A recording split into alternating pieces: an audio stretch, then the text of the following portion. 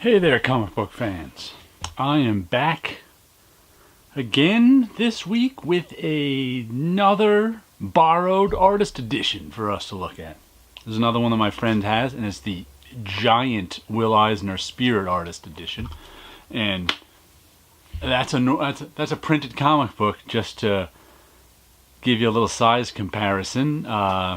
So this is twice up, meaning the artwork is done at twice the size of printed size. So when it's twice up, you can fit 4 printed comic books in the space of 1 page of original art. That's the geometry of it.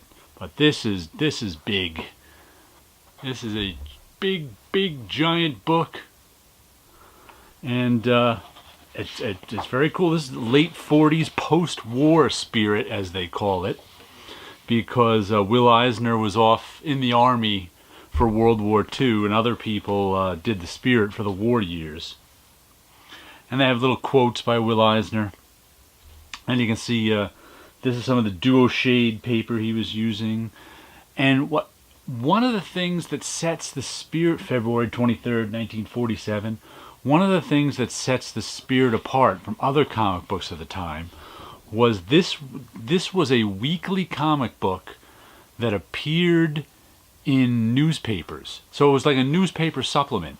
So if your newspaper subscribed to this, you'd get not only your Sunday funnies in the newspaper, but you'd get the Spirit section, which was its own comic book section, which had these 8-page Spirit stories plus other stories. I've never actually had one of the original ones myself. I've always had reprints of Spirits, and they're from 1947. But there have been people who've collected them over the years. And one of the differences that made is that, unlike comic books, I don't think Will Eisner was ever in as much of a rush as these pages are very well thought out and worked on, in that he had to get 8 pages a week done, which is no small amount, but pretty doable, as opposed to a lot of the comic book guys who were churning out as many pages as they could during any. He's also well known for his logos and the conceptualization of his logos, and just beautiful. Like, one of the things, one of my friends, when deciding which of these artist editions to get, he decided not to get this one. And one of the reasons he decided not to get this one was, he said something like, Will Eisner's work is so highly finished in this that he didn't have as much to learn from it as other artworks. And I can see what he means. Super skinny waist. Is that Will Eisner, nice little technique there, and he had more time to think about the spirit than most comic book artists did. And he had more time to do, like I said, he had to get 8 pages a week done, which is, not a small amount, but I'm sure that's a beautiful beautiful headshot right there. But it's so refined and finished that it's like, well, what can I learn from this except how to refine and finish like Will Eisner, as opposed to like other other comic book work where there's tons. When you see the original art, you can see how they had to fix mistakes, how they had to make compromises, and stuff like that. But there's not look at it, he patched in the lips. He must not have liked that that lip technique where they did it first. So it's like on other stuff, it's almost like you can see more of the work being done. He also did interesting splash pages, June 8th, 1947. So looking at this stuff, it is amazing to see how polished and refined it is. I mean, just look at that face, that every line in place. There's less compromise with time on a Will Eisner spirit page than there is with other comic books, especially since he was, as far as I know, he was doing most of this himself. I think he had assistants, but he was doing most of the drawing and inking himself. So it wasn't like it was handed off from the penciler to the inker, and where there's always compromises being made when you're handing something from one person to another. But there's none of that here, and that everything. It's like the only corrections you can really see on occasion are whiteout. There's lots of whiteout all over this page, but otherwise he figured it all out beforehand. Wow, look at that beautiful figure right there, and it's got all this technique in here. And Will Eisner was also sort of, his style was a bit idiosyncratic. Oh wow, look at that splash. He's a master storyteller. He does all sorts of stuff like this. Or the whole page is just a beautiful atmospheric setup. The phone ringing, coming in through the window, and we see the dead guy. Lil Adam, the stupid mountain boy. That's a Lil Abner thing. Like I said, his style is idiosyncratic in that it's very he uses a very sort of cartoony, caricaturish. Well, that's Little Orphan Annie. That's the Daddy Warbucks from Little Orphan Annie. So this particular story is all about the comics of the time. Little Homeless Brenda. I guess that's Little Orphan Annie. But look at that. Only Will Eisner can do something like that, where the shadow, his face is in shadow, but his eyes, his cartoon eyes are popping out. Because something like that's not going to work except in very specific situations, and Will Eisner can make it work. But like I said, that's part of his style. Part of his style was sort of broad humor. Look at that beautiful spirit face as he's being punched. And, broad humor doesn't always work except in a broad humor comic. So looking at that's why you'll find very few people imitate Will Eisner's drawing, because like I said, his drawing was so idiosyncratic. To imitate Will Eisner's drawing is to Dick Tracy knockoff, is to draw like Will Eisner, which is its own specific thing, kind of, as opposed to his storytelling. He gets imitated like this right here. The way he has a large figure there with a doorway and another figure. Looks like something was pasted down there too. His storytelling gets imitated all the time. Frank Miller, if you look at Frank Miller's early Daredevil work, he was very influenced by Will Eisner. Not his drawing, but his storytelling. So that's Eisner's sort of biggest influence in the comics world, is his storytelling.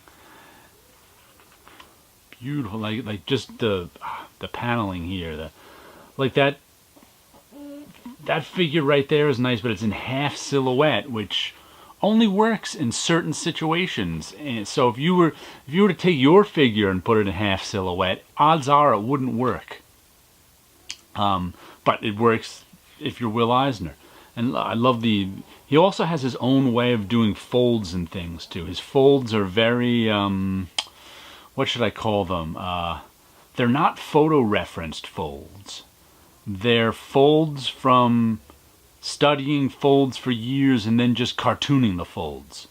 It's all about the drawing. So these folds don't necessarily represent reality, but they represent, folds in his cartoon style of drawing. So if you were to try and learn folds from Will Eisner stuff, you'd be very frustrated, because he does all this stuff for a reason. But just looking at it stylistically, the reason isn't necessarily obvious to everyone. The reason is he knows how to. Just the folds in this suit alone are wow. And they're like, if you look at if you go back and look at Creepy and Eerie, the very first issue that someone like Al Williamson did, his folds are all photo-referenced. His folds are absolutely perfect, photo-referenced folds, but these folds are more, they're kind of modern art folds. That's more about, that right there is more about abstract design. It's as much about abstract design as it is about folds. And that's what he's got going on in his folds. And if you don't know abstract design like Will Eisner does, you will just be confused. Some nice type work. If you try to copy his drawing. So I think that's why that's why so few people have copied Will Eisner's drawing style. Besides the fact that it's not a superhero style, it is such a complex but cartoony. Look at these hands, right? He always drew the octopus, this villain. He always drew his hands in these gloves. And these gloves are abstract and cartoony all at the same time. It's very, look at all that beautiful line work in there. So I find this stuff very interesting. His women all have the tiniest waists ever.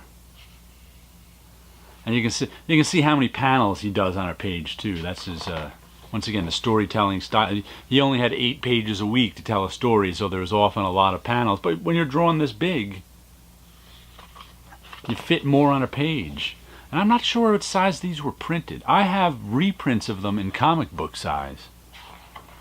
But I'm not sure how big the original Spirit section was. I'm going to have to look that up someday. But look at these makeup kit.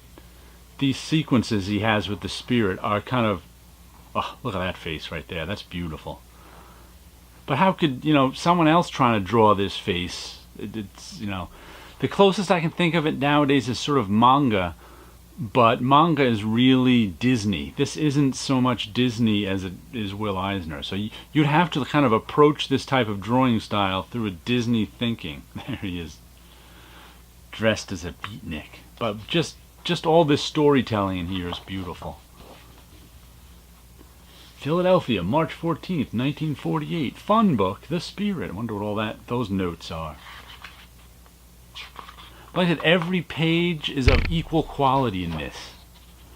It's not like, it's not like looking at a Marvel or DC book where there's different inkers and different pencilers and different letters. This is all Will Eisner. I don't know who did his lettering. He must have had a lettering guy do his lettering. I didn't see a credit anywhere, but I didn't look hard. Like, look at that face right there. That is a beautiful face. Matter of fact, that looks like Dave Gibbons right there, I'd have to say. So maybe Dave Gibbons, well, everybody looked at Will Eisner. And this stuff, this creepy stuff up in here, that's stuff a lot like, oh, look at this. That stuff horror books, I'm sure, looked at and copied. But you can see that there's such a high level of illustration in this that it's unlike other stuff of its time. I mean, look, speaking of folds again, look at those folds. Wow. That's like a Franz Klein painting right there. He's the guy who made big black paint marks on white canvases, in case you don't know who Franz Klein is. But he was probably doing, I think Franz Klein was in the 40s and 50s too, so it might be contemporary with this. But even look at the ordering he does with this hatching. He kind of follows a little bit of form there, and then he just plays with the form here. It's just you can't do that without doing it a whole lot. That's just amazing. That's that is years of practice to be able to make that drawing right there. And just the expressions he's got, like I said, they're kind of broad, cartoony expressions, but they're very complex too. So it's tough to it's like I said, it's tough to learn from it if you're not doing this type of drawing. So I can see why my friend passed on this one, not because it was bad, but because he thought he could learn more from other stuff. Oh, that's a beautiful face right there. Look at that. And the lettering, of course, is beautiful. It's got the old, I mean, that's just, whoever's doing this lettering is just a master too. All different type sizes and fonts. And I've been noticing lettering. I've been noticing word balloons a lot lately, because one of the things I think that digital word balloons can learn is not everything should be a perfect ellipse or even close. Because if you look at all these are all individualized word balloons, and they kind of make sense. I notice I've been getting distracted by perfect ellipse word balloons lately. Not that they're terrible or anything, but I'm just like, why is that a perfect ellipse? And I know the answer is because it's done digitally.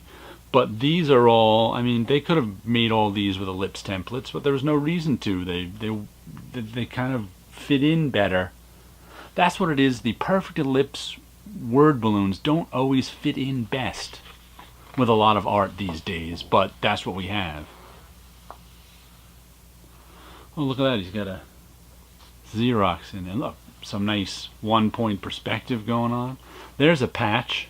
A rare art correction there. I guess he didn't like that spirit punching that guy. Maybe the word balloon overlapped too much, so he shrunk it down. And here, some nice storytelling here. He's got this guy flying, zipping around, zoom, and then gets shot, blam, blam, blam, and falls down and dies and becomes an angel. This is the sort of stuff Frank Miller was copying in the late 70s, early 80s. Along with these splashes, these sort of very highly designed, symbolic splashes. This is the, like I said, this is the stuff people copy from Will Eisner, not necessarily his drawing. And look at that panel. Red tape wrapping up all the boxes. That's a wonderfully designed thing. Not a lot of let's flip to the back. Not a lot of whoops, covers and things in this. I wonder where the covers all went to these, because they have the original issues. There's just a couple of covers. Pretty nicely done. They're just kind of straightforward. And to Stan Budner with all the best. Will Eisner, number 3, August 22. Followed by millions in leading newspapers every week. Just nice illustrations here, but just a couple of covers. Oh, this is the one he drew like, oh God, they said his name in the beginning. He drew this whole thing like another cartoonist. Who they mentioned in the beginning, now I can't remember. Oh, there's nothing, silver printed. That means they made a silver nitrite copy of it, which was the forerunner to Stats and Xeroxes. So that meant this page was, they made a copy of and archived the copy for future printing. And I guess Will took the original home or whatever. But yeah, look at that. Look, just the way he copied that style is nice. Look at that lettering there. But anyway, there's a look at the Spirit Archive edition. And a look at Will Eisner. Yeah, if you've never seen his Spirit work, look it up. DC put a bunch of them out in archives. You can find old black and white